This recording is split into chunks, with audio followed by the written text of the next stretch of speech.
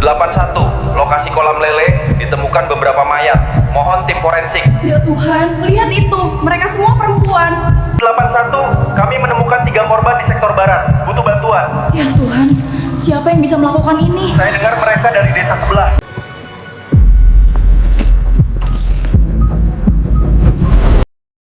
Kota Solo mendadak gempar. 29 mayat wanita ditemukan di dasar kolam lele milik seorang peternak sukses. Warga mengira ini adalah ritual pesugihan. Namun, penyelidikan polisi justru membuka fakta mengejutkan. Jika bukan pesugihan, lalu siapa dalang dibalik semua kematian ini? Desa Sumberjati, sebuah desa kecil di pinggiran kota Solo, selalu dikenal dengan suasananya yang damai. Pagi hari, udara segar bercampur dengan aroma tanah basah dari sawah yang mengelilingi desa. Anak-anak berlarian di jalan tanah yang membelah perkampungan, sementara para ibu sibuk menjemur pakaian atau menyiapkan sarapan. Tak banyak yang berubah di desa ini selama bertahun-tahun. Hidup terasa berjalan lambat, seakan waktu sengaja melangkah pelan-pelan agar penduduknya tak pernah kehilangan ketenangan. Di tengah desa berdiri sebuah peternakan lele yang cukup besar. Peternakan itu milik Pak Wiryo, seorang lelaki parubaya yang dikenal tekun dan pekerja keras. Kolam-kolam lele miliknya selalu tampak penuh dengan air agak keruh, namun selalu bergerak karena sirkulasi sederhana yang ia buat sendiri. Bagi warga desa, Pak Wiryo adalah bukti bahwa kerja keras bisa membawa kesejahteraan. Ia sering mempekerjakan pemuda desa untuk membantu mengangkat pakan atau membersihkan kolam. Tak jarang ia membayar lebih dari upah harian, sekadar untuk memotivasi mereka. Lele itu bukan cuma soal makan dan panen, begitu kata Pak Wiryo setiap kali ditanya rahasianya. Lele itu makhluk yang sabar, ia tahan di air keruh, tetap hidup walau lingkungan tak sempurna. Kalau kita bisa belajar dari lele, hidup kita akan kuat. Ucapan itu selalu diingat warga, bahkan dianggap sebagai nasihat bijak. Tidak ada yang menyangka kolam lele milik Pak Wiryo suatu hari akan menjadi sumber kegemparan yang mengubah nasib desa. Selain Pak Wiryo, ada satu sosok lain yang juga dihormati, Pak Lurah Santoso. Santoso adalah kepala desa yang sudah memimpin selama 2 periode. Sikapnya ramah, murah senyum, dan hampir selalu hadir dalam setiap kegiatan warga. Santoso dikenal suka membantu orang miskin, membiayai anak sekolah, bahkan sering menyumbang untuk acara keagamaan. Warga menyebutnya Bapak Desa. Tak ada yang pernah mencurigai apapun darinya. Sebab di mata masyarakat, Santoso adalah teladan. Hari itu seperti biasa, suasana desa tampak normal. Matahari baru saja naik. Burung-burung masih riuh bertengger di pepohonan bambu yang tumbuh di sepanjang pematang sawah. Namun, ada satu hal yang mengganggu sebagian kecil warga. Bau aneh yang kadang muncul dari arah peternakan lele. Awalnya orang mengira itu hanya bau lumpur yang terbawa angin. Tapi lama-kelamaan, aromanya semakin menusuk hidung seperti ada sesuatu yang busuk. Seorang pemuda desa bernama Bima yang sering membantu memberi makan ikan, mulai merasa tak nyaman. Ia mencoba menahan napas setiap kali menebarkan pelet ke kolam. Biasanya bau kolam hanya amis biasa, tapi kali ini berbeda. Jauh lebih tajam, seperti bangkai. "Pak, airnya kenapa makin bau ya?" tanya Bima pada Pak Wiryo. Lelaki tua itu hanya tersenyum tipis sambil mengibaskan tangannya. "Ah, itu biasa. Kalau musim panas panjang, kolam memang suka mengeluarkan bau lebih menyengat. Nanti kalau hujan turun, hilang sendiri." Bima mengangguk, meski dalam hatinya masih ragu. Bau itu tidak pernah sekuat ini sebelumnya. Ia mencoba menyingkirkan rasa curiga, karena siapa pula yang mau menyalahkan Pak Wiryo? Lagi pula siapa berani menuduh orang yang selama ini paling dermawan pada pemuda desa? Menjelang sore, Bima duduk di warung kopi dekat balai desa. Di sana ia mendengar bisik-bisik beberapa warga yang juga merasa terganggu dengan bau aneh itu. Seorang ibu berkata, ia sampai pusing setiap kali angin berhembus dari arah kolam. Seorang bapak lain bercerita bahwa anaknya enggan lewat jalan dekat peternakan karena takut. Namun setiap kali keluhan itu muncul, selalu ada saja orang yang membela. "Ah, itu hanya perasaanmu saja. Namanya juga kolam ikan, ya wajar kalau bau," ujar salah seorang tetua desa. Obrolan selalu berhenti di situ. Tidak ada yang berani melanjutkan. Sementara itu, Pak Lurah Santoso mengumumkan rencana besar. Ia ingin memperluas jalan desa dan membuat lapangan baru untuk anak-anak. Semua warga bertepuk tangan. Lagi-lagi citra dermawan dan pemimpin peduli melekat kuat pada dirinya. Bau kolam lele seperti tenggelam dalam euforia janji pembangunan itu. Namun malam hari, ketika angin bertiup lebih kencang, bau itu semakin menusuk. Bima yang rumahnya tak jauh dari kolam sampai terbangun karena merasa mual. Ia mencoba tidur kembali, tapi perasaan tidak enak terus mengganggunya. Ada sesuatu yang tidak beres. Dalam gelap, ia menatap ke arah kolam yang tertutup kabut tipis. Lampu-lampu Petromax yang biasa dinyalakan Pak Wiryo tampak redup. Dari kejauhan, suara kodok dan jangkrik bercampur dengan desiran angin. Tapi bagi Bima, malam itu terasa lebih sunyi dari biasanya. Seakan desa menahan napas. Bima tidak tahu firasatnya akan segera terbukti. Kolam lele itu menyimpan rahasia mengerikan. Rahasia yang sebentar lagi akan mengguncangkan seluruh desa, bahkan kota Solo. Pagi itu, matahari baru saja muncul di balik bukit kecil di timur desa Sumberjati. Seperti biasa, Bima datang ke peternakan lele milik Pak Wiryo. Ia membawa karung pelet pakan ikan. Langkahnya terasa berat, bukan karena beban di tangannya, melainkan karena bau yang semakin hari semakin menyiksa. Malam sebelumnya, ia bahkan hampir muntah karena tak sanggup menahan aroma busuk yang terbawa angin. Sesampainya di kolam, Bima melihat sesuatu yang aneh. Permukaan air yang biasanya penuh dengan riak ikan berebut makanan, kini tampak tenang. Ketika ia menebarkan peret, hanya sedikit lele yang muncul ke permukaan. Padahal biasanya ikan-ikan itu rakus, berdesakan untuk berebut butiran makanan. Pak Wiryo panggil Bima, tak ada jawaban. Ia menoleh ke arah rumah kecil di samping peternakan, namun pintunya masih tertutup rapat. Merasa gelisah, Bima memutuskan untuk menunggu. Ia duduk di tepi kolam menatap air yang keruh kecoklatan. Sesekali gelembung-gelembung udara muncul ke permukaan, lalu pecah dengan bunyi kecil. Anehnya, gelembung itu disertai aroma lebih tajam daripada sebelumnya. Bima menutup hidung dengan tangan. Penasarannya semakin besar. Ia mengambil bambu panjang yang biasa dipakai untuk mengaduk pakan, lalu mencoba menusuk dasar kolam. Saat bambu itu diangkat kembali, ada sesuatu yang menempel. Kain belukar gelap, basah, dan berbau busuk. Itu terperanjat. Awalnya ia kira hanya sampah, tapi ketika menarik lebih keras, kain itu ternyata terhubung dengan sesuatu yang berat. "Ya Allah," bisiknya dengan suara bergetar. Dari dalam air perlahan muncul bentuk yang jelas. Sebuah lengan manusia membiru, membengkak, dan dipenuhi lumpur. Bima terjatuh ke belakang, tubuhnya gemetar hebat. Ia berlari sekencang-kencangnya menuju jalan desa, berteriak histeris, "Ada mayat! Ada mayat! Di kolam lele Pak Wiryo!" Teriakan itu membuat warga berhamburan keluar dari rumah. Beberapa orang mengikuti Bima kembali ke kolam. Saat mereka memastikan dengan mata kepala sendiri, suasana langsung ricuh. Seorang bapak tua sampai jatuh terduduk. Seorang ibu menjerit histeris sambil menutup wajah dengan selendang. Kabar itu menyebar secepat api. Dalam hitungan menit, puluhan orang sudah berkumpul di sekitar peternakan. Ada yang mencoba menarik lebih banyak kain dari kolam, dan hasilnya membuat semua orang terdiam membeku. Dari lumpur keruh muncul tubuh seorang wanita muda dengan wajah tak lagi dikenali. Rambut panjangnya terurai, bajunya compang-camping dan kulitnya pucat kehijauan. "Ya Allah, ini beneran bukan satu, tapi banyak," kata salah satu warga dengan suara tercekat.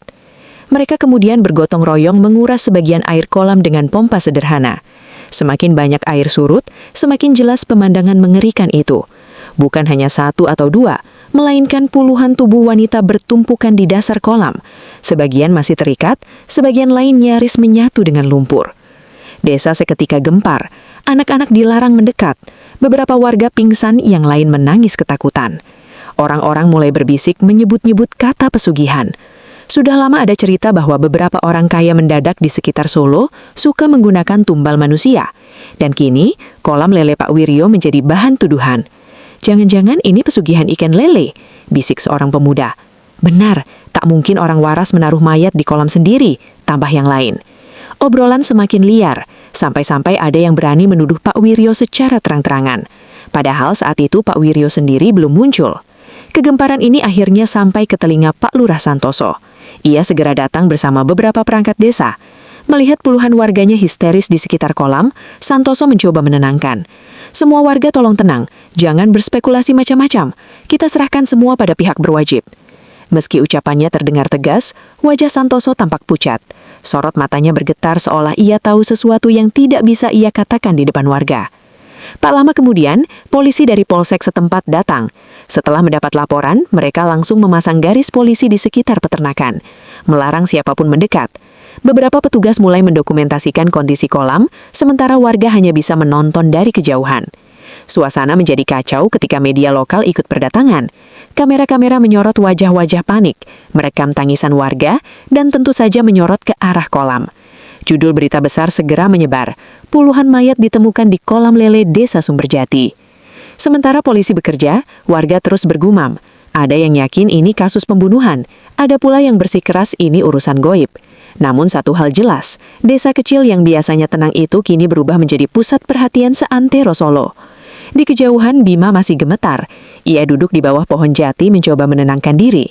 Ingatannya terus dipenuhi bayangan lengan membiru yang pertama kali ia tarik dari air. Ia tidak tahu apa yang sebenarnya terjadi, tapi ia yakin satu hal, desa ini tidak akan pernah sama setelah hari ini. Kabar penemuan puluhan mayat di kolam lele Desa Sumberjati menyebar cepat.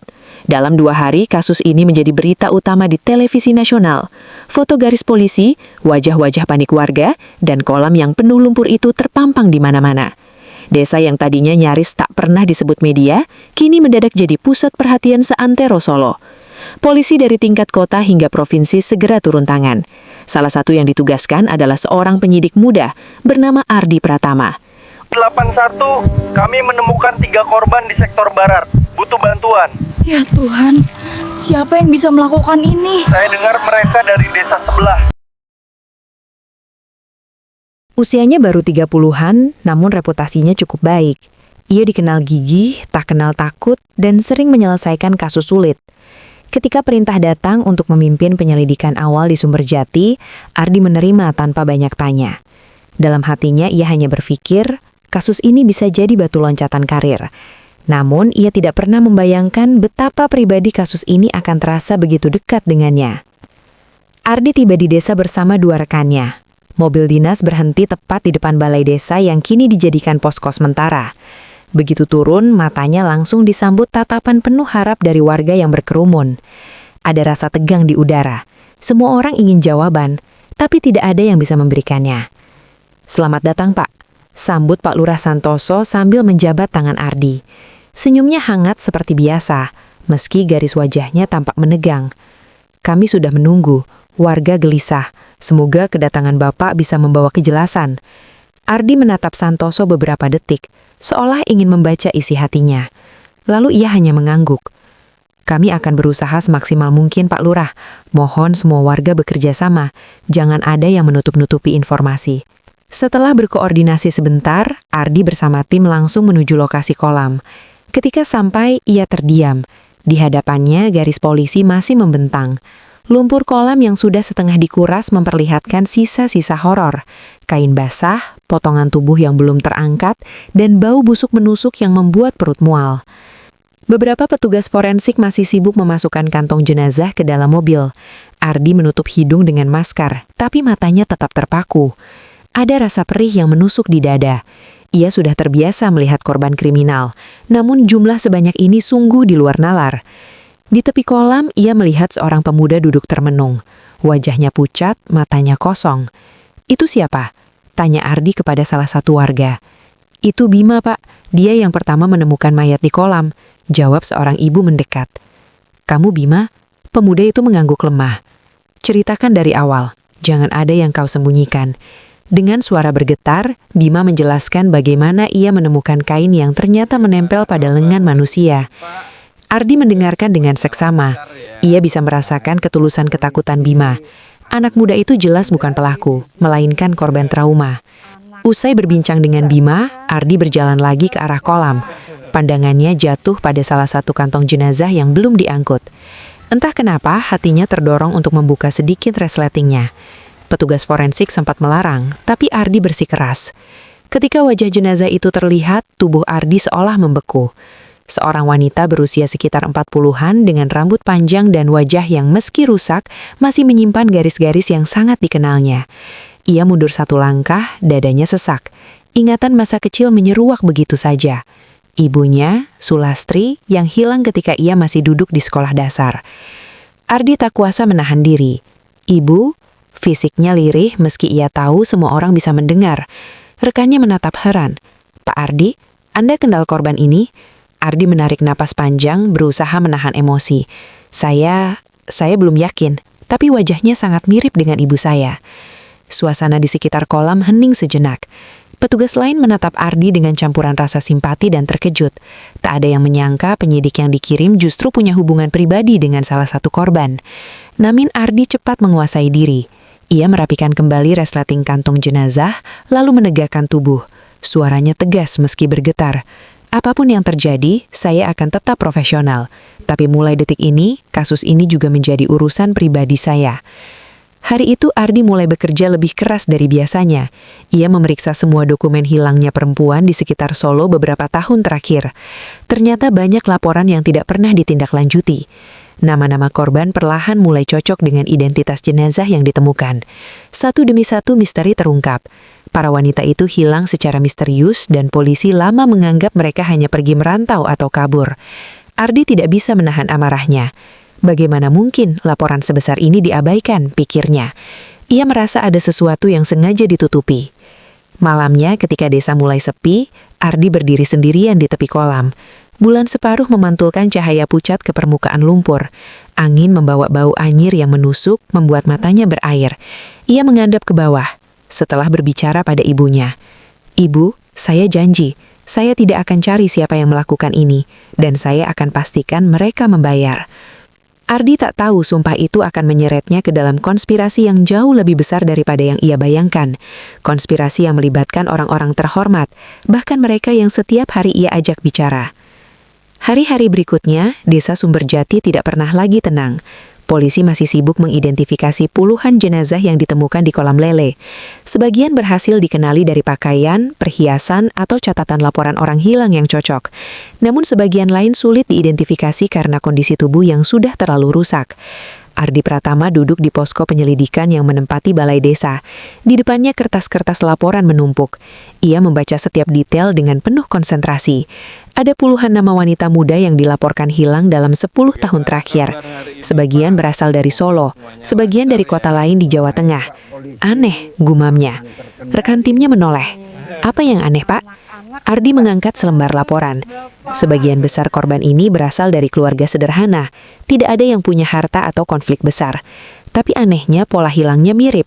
Mereka terakhir dilihat di sekitar terminal, pasar, atau jalan sepi. Seolah ada seseorang yang sengaja mencari target mudah. Ia menandai laporan dengan pulpen merah, garis demi garis, menghubungkan nama korban dengan lokasi hilangnya. Dari pola itu tampak jelas, semua korban hilang di radius tertentu dari desa Sumberjati, seakan-akan desa ini menjadi titik akhir sebuah perjalanan gelap. Ardi berdiri dan berjalan keluar posko. Pandangannya jatuh ke arah kolam lele yang kini tinggal setengah terisi lumpur. Bau busuk masih ada, meski tak tajam saat pertama ditemukan. Ia teringat wajah ibunya, tangan mengepal, amarah menekan dadanya. Tiba-tiba terdengar suara lirih di belakang. "Pak." Ardi menoleh. Ternyata Bima, si pemuda yang pertama menemukan mayat. Wajahnya masih pucat, tapi tatapannya penuh tekad. "Ada apa, Bima?" Sejak kejadian itu, saya terus kepikiran. Saya ingat beberapa kali sebelum bau busuk muncul, ada truk besar masuk ke desa malam-malam. Truk itu tidak pernah saya lihat di siang hari. Selalu datang diam-diam. Ardi mengerenyik. "Truk besar? Kau tahu truk itu milik siapa?" Bima menggeleng. "Tidak, Pak. Tapi saya pernah lihat sopirnya ngobrol dengan orang yang mirip anak buahnya Pak Lurah." Nama itu membuat Ardi terdiam sejenak. Pak Lurah Santoso, orang yang begitu dihormati warga. Apakah mungkin? Naluri penyidik Ardi bergetar, tapi ia tahu tak boleh terburu-buru. Ia memutuk bahu Bima. "Terima kasih, informasi ini penting, tapi jangan kau ceritakan pada siapapun dulu. Ini bisa berbahaya." Bima mengangguk meski jelas rasa takut masih menguasainya. Malam itu Ardi memutuskan menyelidiki lebih jauh. Ia duduk sendirian di dalam mobil, menatap jalan desa yang sepi. Bulan separuh menggantung di langit, cahaya lampu jalan redup.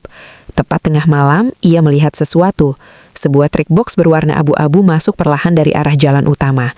Lampunya sengaja dikecilkan, hampir tidak terlihat dari jauh. Ardi segera menyalakan mesin dan mengikuti dari jarak aman. Truk itu bergerak menuju pinggir desa. Berhenti sebentar di dekat gudang tua yang sudah lama tak terpakai. Dari balik bayangan, ia melihat dua pria turun dan membuka pintu belakang. Ada suara benturan logam, lalu samar-samar terdengar tangisan tertahan. Darah Ardi berdesir. Astaga, masih ada korban hidup. Namun sebelum ia bisa mendekat, salah satu pria menutup pintu dengan cepat. Mereka lalu membawa truk itu pergi menuju arah luar desa. Ardi mencoba mengikuti lebih jauh, tapi salah satu motor pengawal memergami mobilnya. Sadar dirinya diawasi, Ardi memilih berhenti dan mematikan lampu. Ia tak ingin penyamarannya terbongkar terlalu cepat. Meski gagal menangkap truk malam itu, Ardi kini punya keyakinan ini bukan kasus pesugihan seperti yang diduga warga. Ini adalah perdagangan manusia. Para wanita diculik, sebagian dijual, sebagian dibuang ketika dianggap tidak berguna. Dan desa Sumberjati dijadikan tempat pembuangan. Keesokan paginya, Ardi memanggil Pak Wiryo, pemilik kolam lele. Pak Wiryo, saya ingin tahu, apakah Anda pernah merasa ada yang mencurigakan di sekitar kolam sebelum mayat ditemukan? Pak Wiryo menggeleng, wajahnya letih. Saya hanya peternak, Pak. Malam-malam saya tidur di rumah. Kalau ada yang buang sesuatu ke kolam, saya tidak tahu. Tapi saya akui, belakangan saya memang sering dikatai orang soal bau aneh itu. Saya kira hanya lumpur biasa. Ardi menatap dalam-dalam. Gestur tubuh Pak Wiryo tampak tulus. Lelaki tua itu lebih terlihat sebagai korban keadaan daripada pelaku. Tapi tetap saja, Ardi belum bisa menutup kemungkinan apapun. Siangnya, Ardi kembali bertemu dengan Pak Lurah Santoso. Mereka berbincang di kantor desa. Santoso tampak tenang, bahkan menanyakan perkembangan penyelidikan dengan wajah penuh empati. Kasus ini sungguh membuat hati saya hancur, Pak Ardi. Desa kami yang tenang kini jadi buruk namanya. Tolonglah, segera tangkap siapapun pelakunya. Ardi hanya mengangguk. Meski pikirannya penuh tanda tanya, kata-kata Santoso manis. Tapi apakah ketulusan itu nyata? Malamnya Ardi menulis catatan di buku kecilnya. Ada truk mencurigakan, ada tangisan dari dalam, ada keterlibatan orang dalam desa. Semua jejak mengarah ke jaringan yang rapi. Ia menutup buku, lalu menatap kosong keluar jendela. Hatinya berat. Kasus ini semakin jelas bukan hanya tentang penemuan mayat. Ini adalah jerat rahasia besar yang melibatkan orang-orang berpengaruh. Dan entah bagaimana, ibunya sendiri menjadi salah satu korban. Ardi sadar, sejak saat itu ia tidak hanya berhadapan dengan penjahat biasa. Ia berhadapan dengan jaringan kuat yang bila saja menghancurkan siapapun yang mencoba membuka kedok mereka. Namun, ia berjanji pada dirinya sendiri. Apapun resikonya, ia akan terus maju. Balai Desa Sumberjati semakin ramai. Polisi, wartawan, dan relawan silih berganti keluar masuk. Warga yang tadinya takut, kini lebih banyak berbisik-bisik menunggu kabar terbaru. Sebagian percaya pelaku adalah orang asing. Sebagian lagi mulai curiga pada orang dalam. Di tengah hiruk-pikuk itu, Pak Lurah Santoso tetap terlihat tenang. Ia hadir di banyak kesempatan, menyapa warga dengan ramah, menenangkan ibu-ibu yang menangis karena khawatir anak gadis mereka ikut menjadi korban.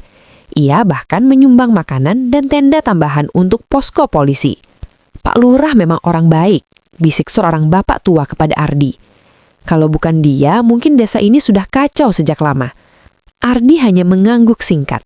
Di kepalanya, pujian itu justru berbunyi seperti alarm. Ia tahu betul, semakin seseorang terlihat sempurna di mata masyarakat, semakin besar kemungkinan ada sisi lain yang tersembunyi. Hari itu, Ardi menerima laporan baru dari tim intelijen keuangan kepolisian. Laporan itu berisi catatan rekening milik beberapa perangkat desa, termasuk rekening pribadi Santoso. Saat membacanya, jantung Ardi berdegup kencang. Ada aliran dana dalam jumlah besar, masuk secara rutin setiap 3 bulan sekali. Jumlahnya tidak wajar untuk ukuran gaji seorang kepala desa. Lebih mencurigakan lagi, uang itu ditransfer dari rekening atas nama seorang pengusaha bernama Sutarman. Nama yang bagi Ardi sudah tidak asing. Sutarman dikenal sebagai bandar besar di Solo. Pernah tersangkut kasus perjudian, tapi selalu lolos dari jeratan hukum. Jadi, ini bukan hanya dugaan. Gumam Ardi sambil meremas laporan itu. Ada koneksi langsung antara Santoso dan Sutarman. Namun, sebagai penyidik, Ardi tahu ia tidak boleh gegabah. Bukti finansial saja belum cukup untuk menjatuhkan Santoso. Ia butuh konfirmasi, saksi, atau bahkan pengakuan tidak langsung. Sore itu, Ardi memutuskan menemui Bima. Pemuda itu masih trauma, tapi rasa ingin tahunya besar. Mereka duduk di warung kopi sepi. Ardi menanyakan tentang truk yang pernah Bima lihat. Bima, coba kau ingat lagi. Kau bilang pernah lihat sopir truk itu bicara dengan seseorang. Kau yakin dia orang desa ini? Bima menunduk berpikir keras. Saya yakin, Pak. Orang itu sering terlihat di kantor desa. Biasanya ikut-ikut Pak Lurah kalau ada acara. Jawaban itu menambah kepingan puzzle di kepala Ardi. Dan malamnya, Ardi menghadiri undangan makan malam kecil di rumah Santoso. 81, kami Undangan itu menemukan datang 3 korban tiba-tiba, di sektor barat. seolah Santoso Butuh ingin bantuan. menunjukkan Ya keterbukaan. Tuhan, siapa yang Rumahnya bisa besar dan melakukan terang. ini? Saya dengar Dindingnya mereka dipenuhi dari desa foto sebelah. kegiatan sosial, memberi santunan anak yatim, membangun musola, mendampingi warga panen padi. Semua tampak sempurna. Pak Ardi sambut Santoso dengan senyum hangat. Terima kasih sudah mau datang. Saya tahu tugas Bapak berat. Mungkin makan malam sederhana ini bisa sedikit meringankan. Ardi duduk menerima hidangan yang disajikan. Namun, sepanjang makan, pikirannya tidak tenang. Matanya sesekali melirik ke sekeliling, mencari sesuatu yang janggal. Ia sadar, seringkali bukti kecil tersembunyi dalam detail sepele. Dan benar saja, ketika pembicaraan mengalir santai, Ardi melihat sebuah buku agenda di meja kerja Santoso. Dari jauh, ia bisa membaca coretan nama Sutarman di salah satu halaman. Hanya sekilas, tapi cukup membuat dada Ardi berdesir. Ardi mencoba tetap tenang. Pak Lurah, boleh saya bertanya jujur? Banyak warga memuji Bapak sebagai orang baik, dermawan. Tapi apakah Bapak tidak merasa khawatir nama Bapak akan ikut tercemar dengan kasus ini? Santoso tertawa kecil. Tentu khawatir, tapi saya percaya kebenaran akan muncul. Saya tidak punya urusan dengan hal-hal seperti itu. Nada bicaranya ringan, namun tatapan matanya tajam, seolah menguji keberanian Ardi. Ardi menahan diri untuk tidak menunjukkan kartu truf terlalu cepat. Ia hanya tersenyum tipis. Semoga begitu, Pak, karena saya percaya pelaku kasus ini bukan orang sembarangan. Mereka pasti punya pengaruh besar.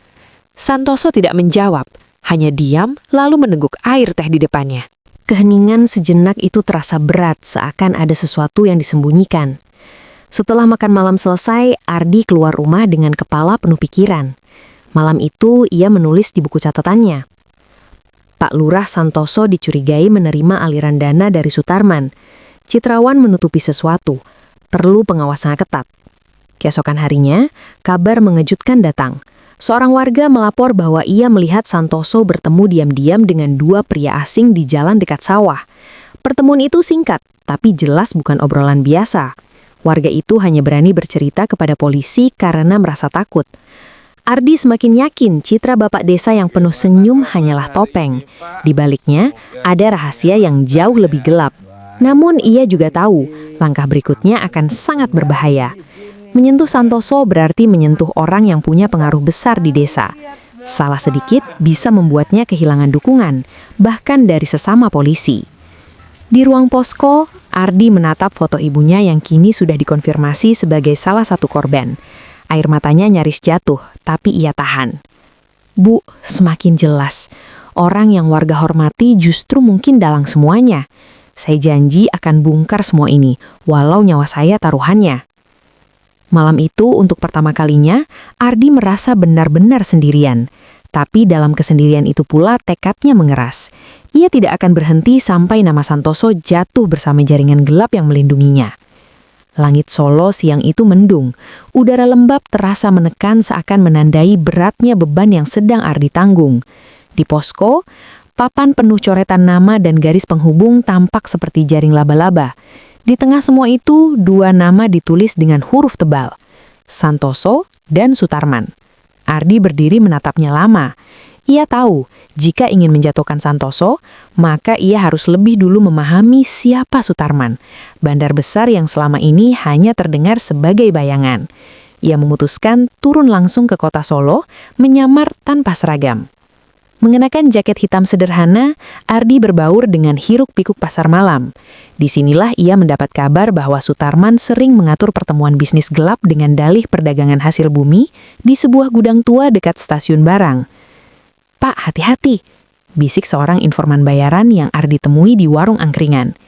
Sutarman itu licin, banyak polisi sudah coba jerat dia, tapi selalu gagal. Katanya dia punya orang dalam di mana-mana. Ardi mengangguk meski hatinya semakin panas. Licin atau tidak, semua orang pasti meninggalkan jejak. Malam itu, Ardi mendekati gudang yang dimaksud. Dari kejauhan, ia melihat beberapa mobil mewah terparkir. Lampu gudang temaram, tapi cukup untuk memperlihatkan aktivitas di dalam. Beberapa pria bersetelan rapi mondar-mandir, sebagian membawa koper hitam. Ardi bersembunyi di balik kontainer tua. Ia mengeluarkan kamera kecil dari saku, merekam apa yang bisa ditangkap. Tiba-tiba, seorang pria besar keluar dari mobil hitam. Wajahnya tegas, rambutnya disisir rapi. Itulah Sutarman, tidak sendiri. Di sampingnya ada seorang pria yang sangat dikenal Ardi, Pak Lurah Santoso. Mereka berjabat tangan erat, lalu tertawa kecil sebelum masuk ke gudang. Jantung Ardi berdegup kencang. Pemandangan itu bagai bukti hidup bahwa semua kecurigaannya benar. Tetapi ia tahu, merekam saja tidak cukup. Ia harus tahu isi pertemuan itu. Dengan nekat, Ardi mendekati sisi gudang yang temboknya retak. Dari celah kecil, ia bisa mendengar sebagian percakapan. Jumlahnya sudah sesuai. Suara berat Sutarman terdengar jelas. Kapal siap berangkat minggu depan. Kalau tidak ada hambatan, semua barang akan sampai ke tujuan. Santoso menjawab tenang. Bagus, desa saya sudah aman. Orang-orang percaya saya. Tidak ada yang curiga.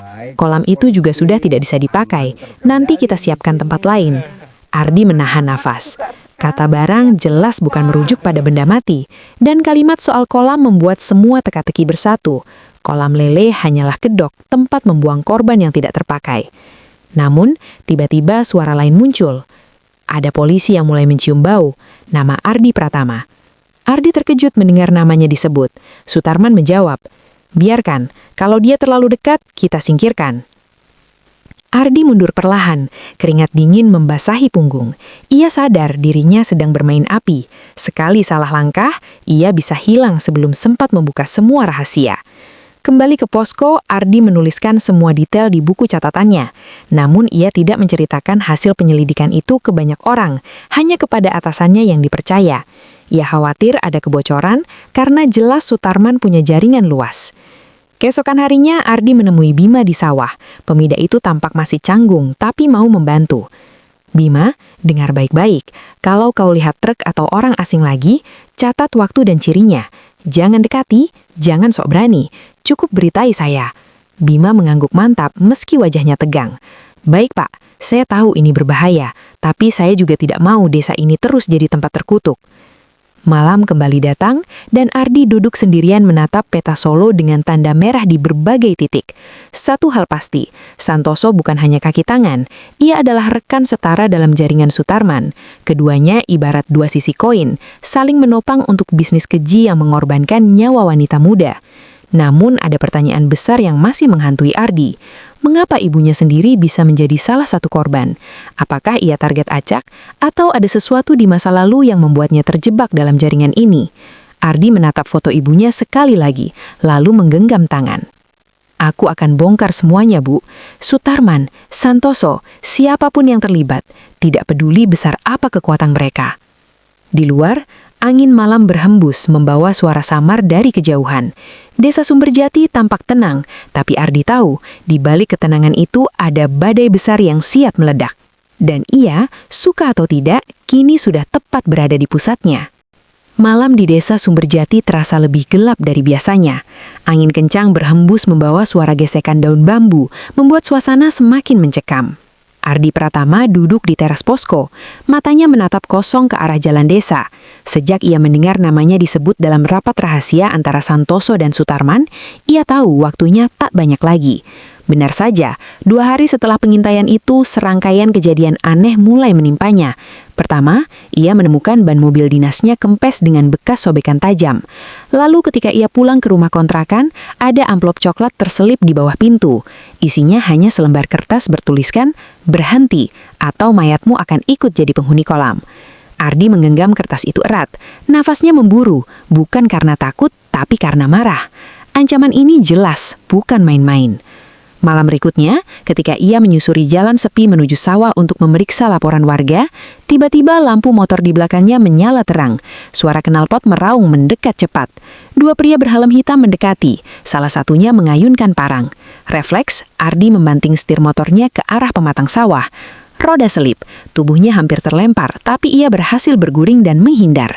Kedua pria itu berbalik, hendak menyerang lagi. Namun suara sirene mobil patroli dari kejauhan membuat mereka kabur. Ardi berdiri dengan lutut berdarah, nafas tersengal-sengal, tapi matanya menyala penuh tekad. Mereka mulai panik, gumamnya. Itu tandanya aku sudah terlalu dekat. Keesokan harinya, ia memanggil Bima ke posko. Wajah pemuda itu pucat ketika melihat luka di lengan Ardi. "Pak, apakah mereka mencoba membunuh Bapak?" Ardi mengangguk. "Bima, dengarkan baik-baik. Mulai sekarang jangan pernah jalan sendirian malam-malam. Kalau ada orang asing yang mencoba mendekatimu, segera hubungi saya. Mereka bisa saja mengincar siapapun yang dekat dengan saya." Bima menelan ludah, tapi matanya penuh keberanian. "Baik tak, saya tidak akan mundur. Saya sudah terlanjur ikut dalam masalah ini." Sementara itu, laporan intelijen baru masuk. Tim menemukan jejak transaksi besar antara rekening Santoso dan Sutarman dalam jumlah mencurigakan. Hanya beberapa hari setelah mayat ditemukan, transaksi itu ditutupi dengan catatan pembangunan desa. Padahal jumlahnya terlalu besar dan tidak pernah masuk dalam laporan anggaran resmi. Ardi menatap bukti itu lama. Semakin jelas bahwa keduanya bekerja sama dalam jaringan perdagangan manusia. Namun semakin jelas pula, keduanya tidak akan tinggal diam melihat dirinya menggali terlalu dalam. Malam itu, Ardi duduk di kontrakan sambil menatap foto ibunya. Tangannya bergetar, tapi suaranya mantap. "Mereka sudah coba menakutiku, tapi aku tidak akan mundur. Nyawaku sekalipun tidak masalah. Yang penting kebenaran ini terbuka." Tiba-tiba, kaca jendela rumahnya pecah. Batu besar dilempar dari luar, menimbulkan suara keras. Ardi terkejut ketika mendengar suara keras itu, tapi ia segera berlari keluar. Ia hanya melihat bayangan seseorang kabur di kegelapan malam. Di batu itu terikat pesan lain. "Kau tidak akan pernah bisa menyentuh Santoso. Semua orang di desa ini ada di tangannya." Ardi memungut batu itu, matanya penuh kemarahan. Sadar, pesan itu bukan hanya ancaman, tapi juga sindiran. Santoso memang memiliki pengaruh besar. Banyak warga masih membelanya karena hanya melihat sisi dermawan yang ditampilkan. Namun Ardi juga tahu, semakin keras mereka mencoba menghentikannya, semakin dekat ia dengan kebenaran. Keesokan harinya, ia memutuskan langkah berani. Ia meminta tim pusat untuk memperluas penyelidikan ke perusahaan-perusahaan milik Sutarman di Solo. Dari laporan awal, banyak perusahaan itu hanyalah kedok, gudang kosong, alamat fiktif, atau usaha kecil yang dipakai untuk mencuci uang. Salah satunya menarik perhatian.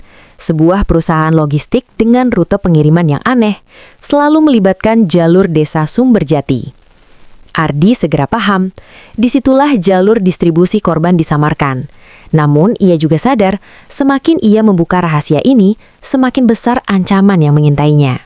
Sutarman punya uang, Santoso punya kekuasaan, dan keduanya punya orang-orang yang rela melakukan apa saja untuk melindungi rahasia. Malam terakhir di bab ini, Ardi duduk di depan meja, menulis di buku catatannya. "Hari ini aku selamat dari serangan. Yo, tapi aku tahu, ini baru permulaan. Jika aku lengah sedikit saja, aku bisa jadi korban berikutnya. Namun aku tidak akan berhenti, karena kebenaran terlalu penting untuk dikubur bersama mayat-mayat di dasar kolam." Di luar, suara anjing menggonggong panjang, seolah menandakan bahwa bahaya kini sudah semakin dekat. Pagi itu udara desa Sumberjati sedikit berbeda. Setelah seminggu penuh ketegangan, matahari tampak lebih cerah. Seakan memberi isyarat bahwa ada harapan baru. Namun Ardi Pratama tahu, di balik sinar mentari, ancaman tetap mengintai. Ia baru saja menyelesaikan laporan malam sebelumnya ketika suara langkah cepat terdengar di posko. Seorang pria berpakaian rapi dengan jaket kulit hitam masuk, menunjukkan kartu identitas kepolisian. "Nama saya Raka Dirgantara, dari Kepolisian Pusat," katanya sambil mengulurkan tangan. "Saya ditugaskan untuk mendukung penyelidikan ini. Informasi yang Anda temukan tentang Santoso dan Sutarman sudah sampai ke Jakarta. Atasan kami tidak bisa tinggal diam." Ardi menyambut tangannya, walau dengan rasa lega tapi juga waspada. Jadi pusat akhirnya turun tangan. Raka mengangguk. Iya, tapi tidak semua percaya. Siapa yang bisa Ada melakukan pihak-pihak ini? yang menolak, mungkin sudah terpengaruh uang Sutarman. Karena itu tugas kita lebih berat, bukan hanya mengungkap bukti, tapi juga memastikan bukti itu tidak hilang di jalan. Percakapan mereka terhenti ketika Bima datang dengan wajah panik. Nafasnya terengah, kaosnya basah keringat. "Pak Ardi, saya lihat truk abu-abu itu lagi, tapi kali ini ada yang berbeda." Supirnya berhenti di dekat rumah kosong dekat sawah, lalu masuk sebentar. Saya curiga mereka sembunyikan sesuatu di sana. Ardi menoleh, yang langsung mengangguk cepat. Kita harus cek. Mereka bertiga bergerak diam-diam menuju lokasi. Rumah kosong itu sudah lama tak berpenghuni. Atapnya bocor, dindingnya berlumut. Dari luar tampak biasa saja. Tapi begitu Ardi membuka pintu dengan hati-hati, bau apak bercampur dengan sesuatu yang lebih menusuk keluar. Bau obat bius. Di dalam mereka menemukan ruangan gelap dengan tikar usang. Ada tali, kain penutup mulut, dan botol obat penenang berserakan. Bekas kaki di lantai tanah masih basah. Tanda ruangan baru saja dipakai. Tempat transit, gumam Ardi dengan suara parau. Korban dibawa ke sini dulu sebelum diteruskan keluar desa. Bima menutup mulut. Wajahnya pucat. Astaga, jadi benar desa ini bukan cuma tempat buangan, tapi juga tempat singgah mereka. Raka memotret semua barang bukti. Kita harus gerak cepat. Kalau tempat ini ditemukan warga, mereka bisa membersihkannya sebelum kita sempat bergerak. Setelah keluar, Ardi duduk di batu besar. Pikirannya berkecamuk. Tapi sebelum ia sempat bicara, seorang wanita paruh-baya menghampiri. Wajahnya penuh keriput, matanya merah karena sering menangis. Pak polisi, suaranya bergetar. Saya mohon tolong temukan anak saya. Namanya Rini. Dia hilang 2 minggu lalu. Orang-orang bilang dia mungkin kabur, tapi saya tahu itu tidak benar. Ardi menatap wanita itu dengan lembut. Bu, apa Anda melihat sesuatu sebelum Rini hilang? Wanita itu mengangguk pelan. Malam terakhir saya lihat Rini dijemput mobil hitam. Saya tidak tahu siapa di dalamnya, tapi saya dengar suara orang yang mirip. Mirip sekali dengan suara Pak Lurah Santoso. Hening menyelimuti mereka. Bima terperangah menatap tajam, sementara Ardi merasakan darahnya mendidih. Santoso, lagi-lagi namanya muncul. Bu, tenanglah, kami akan berusaha, kata Ardi sambil menggenggam tangan wanita itu. Namun dalam hati tekadnya semakin membara. Kembali ke posko, Raka membuka laptop dan menunjukkan data baru. Kami melacak salah satu perusahaan logistik milik Sutarman. Ternyata ada catatan pengiriman dengan kode aneh. Tidak masuk akal kalau hanya untuk barang biasa. Dan menariknya, setiap kode pengiriman selalu cocok dengan tanggal laporan orang hilang di sekitar Solo. Ardi mendekat, matanya menyipit. Jadi mereka menutupi pengiriman manusia dengan catatan fiktif. Betul, jawab Raka. Dan semua jalur itu melewati gudang dekat stasiun barang yang Anda lihat sebelumnya. Itu pusat kendali mereka. Ardi menutup buku catatannya dengan keras. Kalau begitu, kita tidak bisa hanya menunggu. Kita harus menyusun rencana untuk membongkar gudang itu. Disitulah kunci semuanya. Bima yang sejak tadi mendengarkan angkat bicara dengan suara tegas. Kalau Bapak butuh bantuan, saya siap. Saya mungkin bukan polisi, tapi saya anak desa ini. Saya tidak mau nama desa saya terus dicemari. Ardi menatap Bana lama. Ia tahu Bima masih muda dan penuh resiko jika dilibatkan. Tapi keberanian pemuda itu tulus, lahir dari rasa cinta pada tanah kelahirannya. Baik Bima, tapi ingat, jangan pernah bertindak sendirian. Kau bisa jadi mata dan telinga kami, tapi keselamatanmu tetap yang utama. Malam itu untuk pertama kalinya Ardi merasa tidak sendirian. Ia kini punya Raka, polisi pusat yang berani menantang arus, dan Bima, pemuda desa yang siap mempertaruhkan nyawa demi kebenaran. Namun ia juga tahu, semakin banyak sekutu, semakin besar pula taruhannya. Karena Sutarman dan Santoso tidak akan tinggal diam. Mereka akan membalas, dan balasan itu bisa menghantam siapa saja. Di luar lonceng kecil di pos ronda berdentang, tanda jam sudah lewat tengah malam. Ardi menatap peta besar di meja. Garis-garis merah menghubungkan nama-nama korban dengan titik-titik gelap di peta Solo. Besok kita mulai langkah baru, katanya lirih. Kali ini mereka yang harus takut, bukan kita. Malam itu langit desa Sumberjati tertutup awan gelap. Hujan gerimis turun pelan, membuat jalanan licin dan udara semakin dingin. Di posko kecil, Ardi Pratama, Raka Dirgantara, dan Bima duduk melingkari peta besar yang sudah dipenuhi garis merah dan lingkaran. Titik utama mereka malam ini adalah sebuah gudang tua dekat jalur kereta barang. Menurut data, kata Raka sambil menunjuk salah satu titik, gudang ini sudah dipakai sejak lama, tapi catatan resmi menunjukkan kosong. Artinya, tempat ini digunakan di luar jalur hukum. Ardi menatap tajam peta itu. Disinilah mereka menyimpan korban sebelum dipindahkan keluar Solo. Bima menelan ludah. Tangannya gemetar memegang senter. Kalau benar berarti kita akan berhadapan langsung dengan orang-orang Sutarman. Raka menepuk bahu pemuda itu. Jangan takut. Kau hanya bantu jadi pengawas. Kalau ada yang mencurigakan, beri sinyal. Urusan dalam gudang biang aku dan Ardi. Namun Ardi tahu, rencana ini penuh celah. Tanpa dukungan besar dari aparat resmi, mereka bertiga hanya bisa mengandalkan keberanian dan taktik. Ia khawatir jika terlalu gegabah, nyawa mereka tak akan tersisa. Sekitar tengah malam, mereka bergerak menuju gudang. Jalanan sepi, hanya suara hujan dan sesekali lolongan anjing yang terdengar. Gudang itu tampak menyeramkan. Berdiri kokoh dengan cat mengelupas, dindingnya dipenuhi lumut dan pintu besi besar yang berkarat. Dari kejauhan, mereka melihat dua mobil truk parkir di sampingnya, dan lampu sorot kecil menyorot ke arah pintu. Beberapa pria berbadan kekar berjaga. Senjata api terlihat jelas di pinggang mereka. Ini gila, bisik Bima, wajahnya pucat. Kita melawan mafia bersenjata hanya bertiga. Ardi menarik napas panjang. Bukan melawan Bima, malam ini kita kumpulkan bukti. Foto, rekam, catat semua. Dengan itu besok kita bisa paksa aparat yang masih jujur untuk turun tangan besar-besaran. Raka mengangguk setuju. Kita tidak bisa bertempur langsung. Fokus kita malam ini adalah informasi. Mereka berpencar. Bima naik ke pohon besar dekat pagar gudang untuk mengawasi.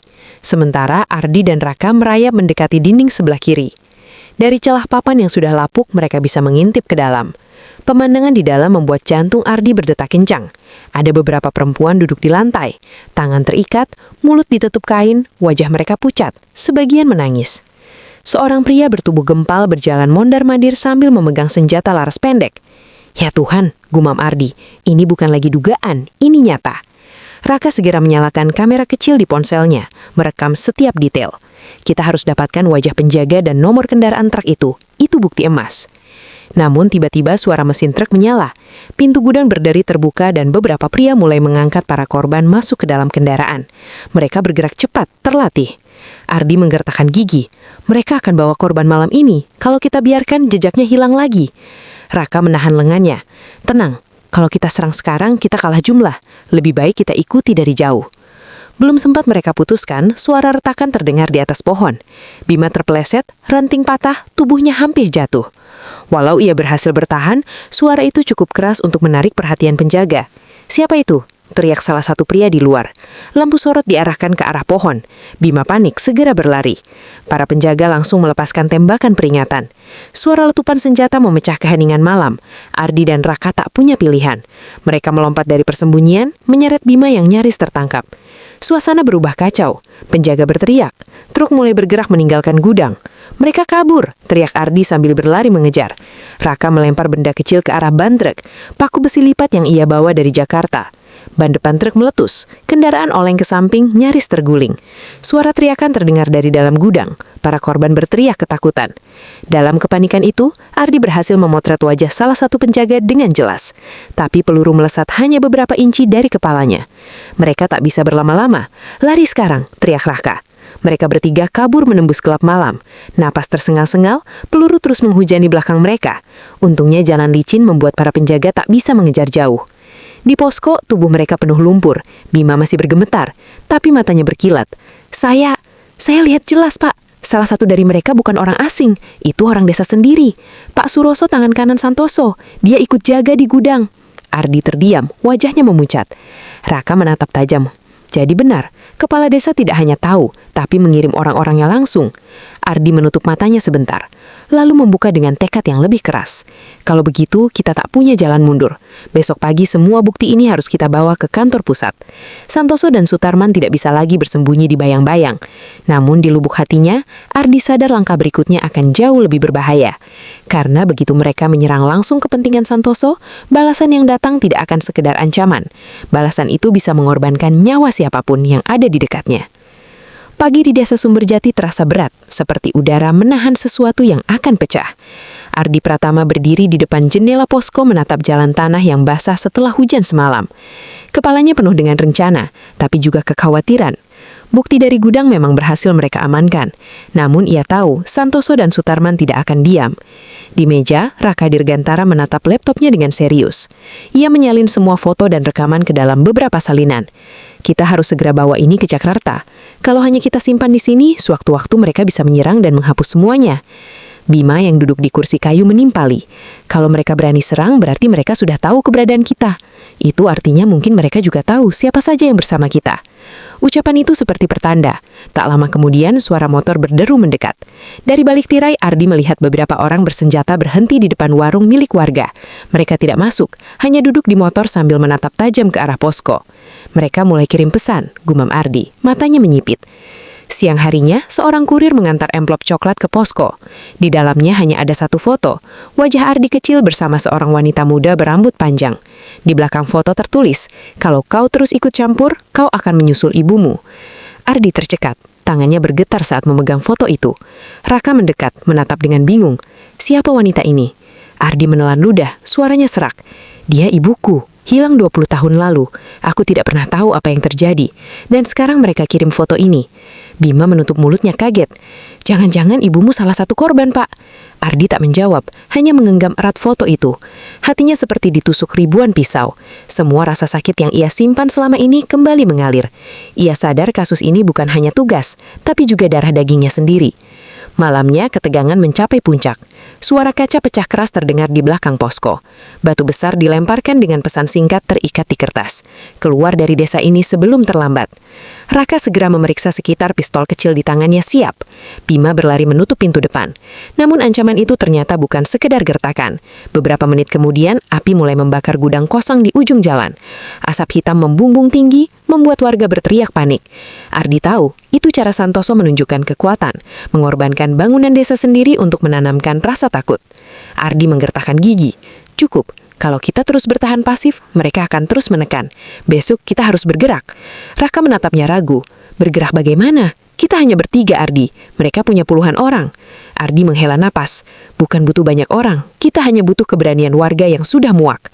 Dan aku tahu, semakin banyak yang sadar kalau Santoso hanyalah monster, mereka akan ikut.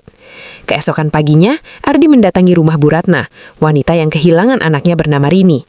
Ia mengumpulkan beberapa warga yang juga kehilangan keluarga. Wajah mereka penuh duka, tapi juga amarah yang selama ini ditekan. Semua orang sudah tahu ada yang tidak beres di desa ini, kata Ardi lantang. Mayat di kolam lele, anak-anak hilang, sekarang gudang terbakar. Semua jejak mengarah pada satu orang, Santoso. Pertanyaannya, apakah kalian masih mau diam? Hening sejenak, lalu Bu Ratna menunduk. Suaranya bergetar namun jelas. Kalau polisi seperti Bapak saja berani melawan, kenapa kami harus terus diam? Kami siap membantu. Suara-suara setuju bermunculan. Beberapa pria muda bersedia berjaga sementara para ibu siap mengawasi jalan dan melaporkan gerak-gerik orang asing. Perlahan Ardi membangun benteng kecil. Solidaritas warga melawan teror. Namun sore itu balasan berikutnya datang lebih kejam. Seorang pemuda desa yang biasa membantu di warung ditemukan babak belur di dekat sawah. Di tubuhnya tertempel kertas bertuliskan, "Inilah harga pengkhianatan." Bima berlari membawa kabar itu ke posko. Wajahnya pucat, matanya berkaca. "Pak, mereka sudah mulai melukai warga. Kalau kita terus memancing, makin banyak yang jadi korban." Ardi menggenggam foto ibunya erat-erat, matanya merah, penuh amarah. Justru karena itu, kita harus segera bertindak. Kalau tidak, mereka akan terus bunuh siapa saja yang dianggap menghalangi. Raka menatap Ardi lama, lalu mengangguk. Baik, kita susun rencana malam ini. Gudang, kolam, bahkan rumah Santoso, semuanya harus kita selidiki lebih dalam. Tapi kita harus siap, karena begitu kita buka serangan, Siapa tidak yang ada bisa jalan melakukan kembali. ini? Ardi menatap dua rekannya, lalu warga yang mulai berdatangan di posko untuk menawarkan bantuan. Untuk pertama kalinya, ia merasa tidak sendirian. Tapi ia tahu bahaya nyata menunggu. Mulai sekarang, katanya dengan suara berat, ini bukan lagi sekedar penyelidikan. Ini adalah perang melawan kebusukan yang sudah mencengkram desa ini terlalu lama. Malam itu, desa Sumberjati tidak pernah setegang ini. Langit mendung menutupi bintang, dan udara terasa pekat. Di posko kecil yang kini mulai ramai, Ardi Pratama memimpin rapat singkat bersama Raka Dirgantara, Bima, dan beberapa warga yang bersedia bergabung. Mulai malam ini, Santoso tidak lagi hanya mengancam. Dia sudah melukai warga, membakar gudang dan mengirim pesan bahwa siapa saja bisa jadi korban, kata Ardi dengan suara tegas. Kalau kita hanya bertahan, desa ini akan hancur satu persatu. Jadi kita harus berani melawan. Warga saling berpandangan. Ada ketakutan di mata mereka, tapi juga bara kecil yang mulai tumbuh. Bu Ratna yang kehilangan anaknya Rini mengangkat tangan. Pak, kami mungkin bukan polisi, tapi kami punya mata dan telinga. Kalau Bapak butuh kabar pergerakan orang-orang Santoso, biar kami yang awasi. Ardi mengangguk, matanya berkilat penuh hormat. Itu sangat membantu. Tapi ingat, jangan bertindak sendirian. Begitu kalian lihat tanda bahaya, segera laporkan. Sekitar tengah malam, teriakan terdengar dari arah barat desa. Seorang pemuda berlari tergesa ke posko. Nafasnya tersengal, wajahnya penuh keringat. "Pak Ardi, ada mobil bak terbuka berhenti di dekat balai desa. Mereka bawa senjata." Tanpa ragu, Ardi meraih jaket dan pistol kecil yang selalu ia bawa. Raka sudah lebih dulu berdiri, wajahnya penuh kesiagaan. Bima mengepalkan tangan meski tubuhnya gemetar. Mereka bergerak cepat bersama beberapa warga menuju balai desa. Dari jauh terlihat api unggun besar menyala menerangi kerumunan pria bersenjata. Dan di tengah mereka berdiri Pak Suroso, tangan kanan Santoso. "Ardi, Raka, keluarga kau!" teriak Suroso lantang. "Kalau berani melawan Santoso, malam ini juga kami habisi kau di depan warga." Suasana mencekam, warga yang takut bersembunyi di balik rumah, tapi sebagian lainnya yang sudah berani mulai berkumpul di sisi Ardi. Mereka membawa bambu, kayu, bahkan obor-oboran. Ardi maju beberapa langkah, suaranya tegas meski hatinya berdebar. "Suroso, cukup sudah. Kami punya bukti semua kejahatanmu. Kolam lele, gudang, korban-korban semua tidak bisa kau tutupi lagi. Malam ini kau tidak melawan aku seorang, tapi melawan warga desa sendiri." Suara kecil terdengar dari barisan warga memberi keberanian. Suroso tertawa sinis. "Bukti? Kau pikir bukti itu bisa menyelamatkanmu? Sebelum sampai ke Jakarta, kepalamu sudah saya kubur di tanah ini." Tiba-tiba beberapa orang suruhan Suroso maju mengacungkan senjata. Warga terhentak. Sebagian mundur ketakutan, tapi Ardi mengangkat tangan memberi isyarat agar mereka tetap bertahan. "Raka," bisik Ardi lirih. "Kalau terjadi baku tembak, lindungi warga sebisa mungkin. Aku akan tarik perhatian mereka." Raka mengangguk tanpa ragu. Bentrok pecah, batu berterbangan, kayu menghantam, suara tembakan memecah malam. Jeritan terdengar di sana-sini. Api dari obor jatuh mengenai jerami, membuat kobaran semakin besar.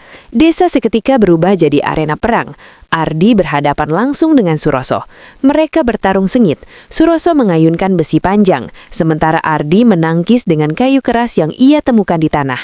Setiap pukulan nyaris mengenai kepala, setiap serangan bisa berakhir dengan maut. Bima, meski masih muda, berlari membantu warga yang jatuh.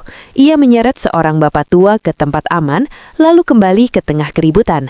"Jangan takut, kita banyak, mereka cuma segelintir," teriaknya lantang menyulut semangat warga lain. Raka menembakkan peluru ke udara, memberi peringatan keras. Siapapun yang masih mau hidup, berhenti sekarang juga. Beberapa orang suruhan Suroso mundur ketakutan, tapi Suroso tetap bertahan, matanya penuh kebencian. Ia menggeram ke arah Ardi. "Kau pikir bisa menang dengan rakyat jelata ini? Santoso akan datang sendiri, dan kalau dia datang, tak ada yang bisa menyelamatkanmu." Dengan amarah membara, Ardi akhirnya berhasil memukul lengan Suroso. Besi terlepas, jatuh ke tanah. Warga langsung maju mengikat tangan Suroso dengan tali seadanya. Suara kemenangan kecil terdengar, tapi suasana tetap mencekam. Karena di kejauhan, suara mobil terdengar mendekat. Lampu sorot tajam menerangi jalan desa. Raka menghela napas berat. "Sutarman!" Mereka kirim bala bantuan. Warga mulai panik. Beberapa ingin kabur, tapi Ardi berdiri tegak di depan mereka. "Jangan mundur, ini tanah kita. Kalau kita mundur sekarang, mereka akan kuasai desa selamanya." Bu Ratna menyalahkan obor tinggi-tinggi. "Kami tidak akan lari lagi. Anak-anak kami sudah mereka ambil. Suami-suami kami mereka bunuh. Malam ini kita lawan." Sorak warga semakin keras, menyatu dengan kobaran api yang semakin besar. Mobil-mobil berhenti. Dari dalam keluar belasan pria bersenjata. Mereka menatap dengan dingin, siap menyerang kapan saja. Ardi merasakan keringat dingin mengalir, tapi juga tekad yang semakin kuat. Malam ini bukan hanya soal bukti, tapi soal harga diri dan keberanian. Dengan suara lantang ia berkata, "Kalau memang perang yang kalian inginkan, malam ini kami siap, dan biar Tuhan yang menentukan siapa yang benar." Mobil-mobil hitam yang membawa anak buah Sutarman berhenti tepat di depan balai desa. Lampu sorot menembus kegelapan malam, membuat wajah pucat ketakutan.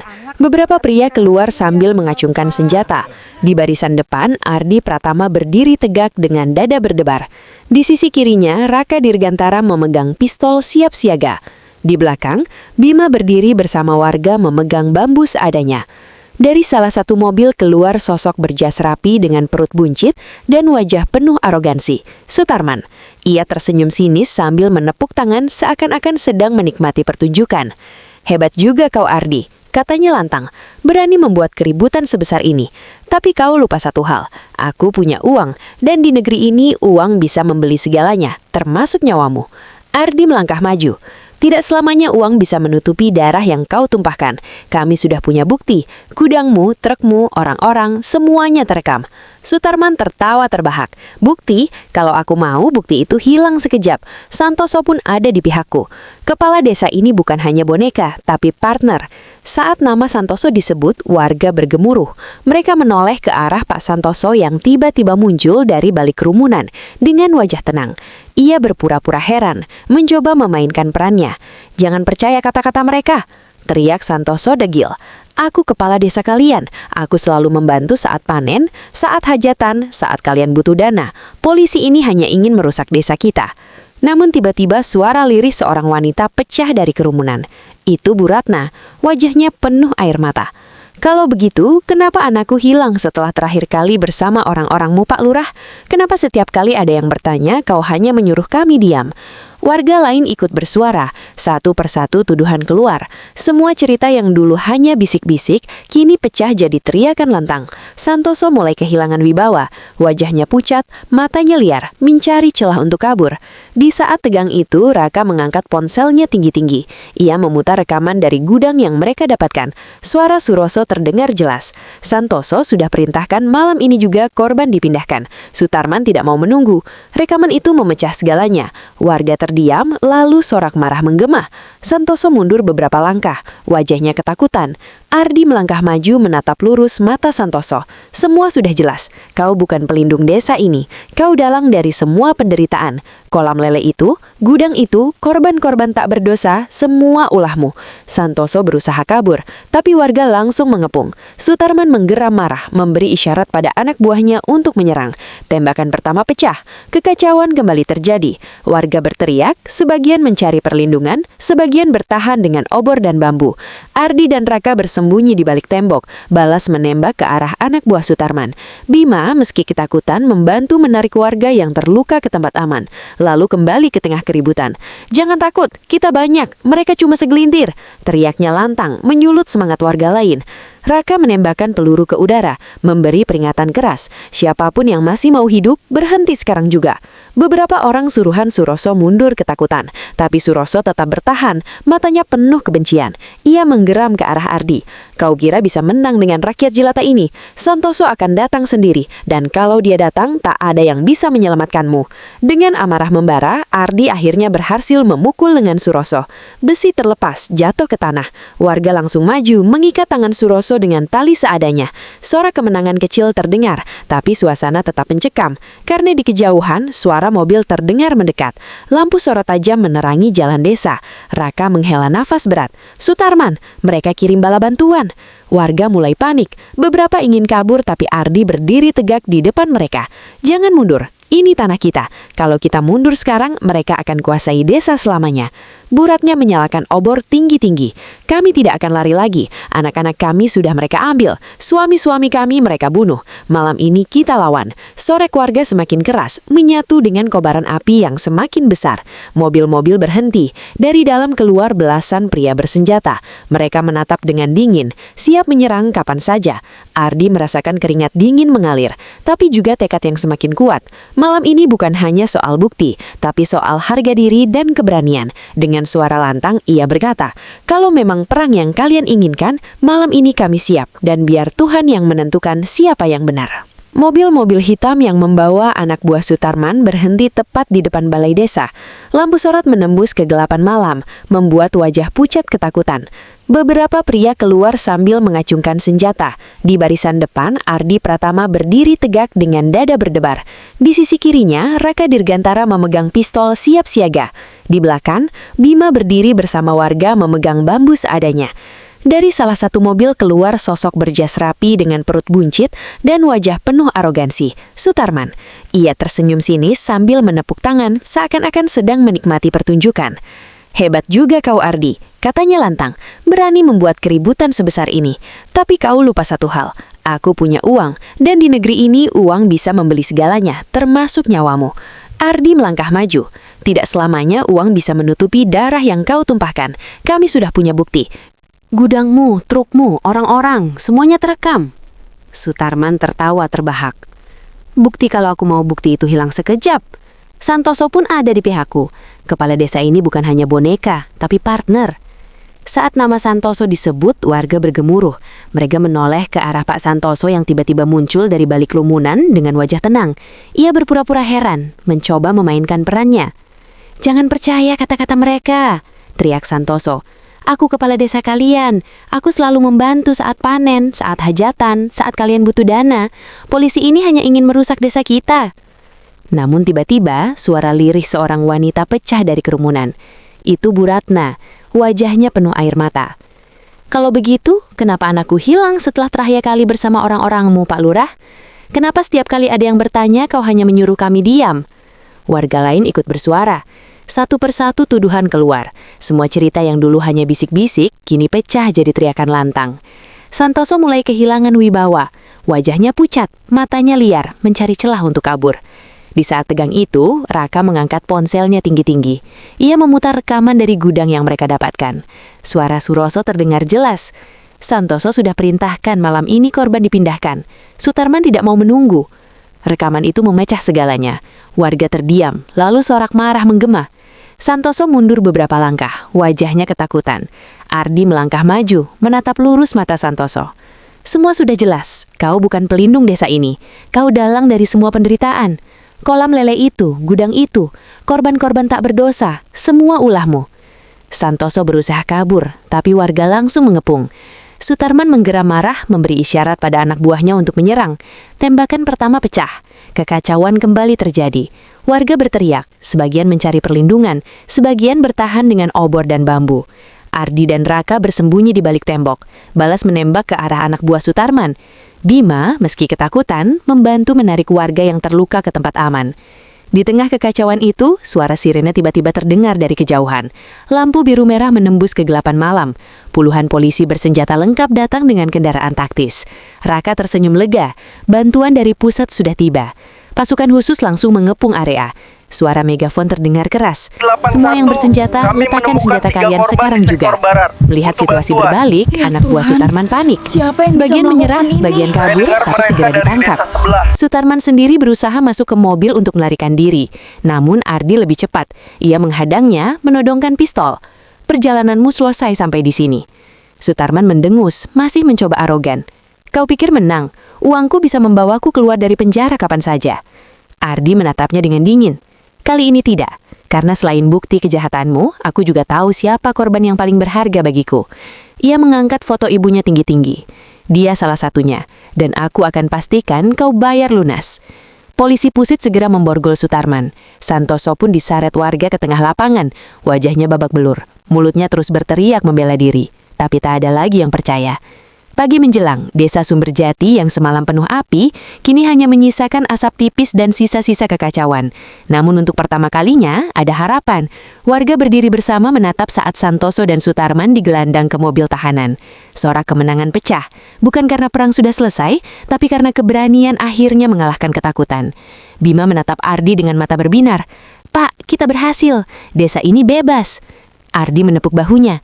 "Ini bukan hanya keberhasilan kita, Bima. Ini kemenangan warga yang berani melawan." Raka tersenyum menyalami Ardi erat. "Kau tidak hanya menyelesaikan kasus, Ardi. Kau juga menyelamatkan masa depan desa ini." Ardi buatap langit yang mulai terang. Ia masih menggenggam foto ibunya. Air mata mengalir pelan. Tapi kali ini bukan karena duka.